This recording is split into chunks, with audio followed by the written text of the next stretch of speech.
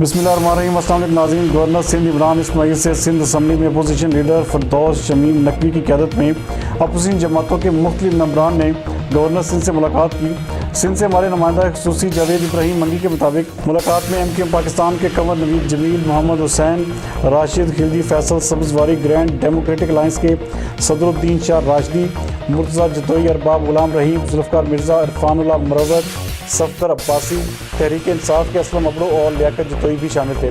मुलाकात में मुल्क की मजमूई सूरत-ए-हाल, वफाकी इदारों में पेश आने वाले मसाइल, बिलखसूस सूबे की अबतर सूरत-ए-हाल, सियासी कारकुनों के साथ नारवा सलूक समेत दीगर मसाइल के बारे में तफसील से तबादला ख्याल किया गया। इस मौका पर रहनुमाओं ने गवर्नर सिंध से दरख्वास्त की कि वफाकी हुकूमत अपना किरदार अदा करते हुए कारकुनान के साथ हुकूमत सिंध के नारवा सलूक के खिलाफ इक़दाम उठाए। करप्शन और अकरबा परवरी के बायस सिंध के अवाम शदीद परेशानियों के शिकार हैं। इस हवाले से वफाकी हुकूमत कोई ठोस एक्शन ले।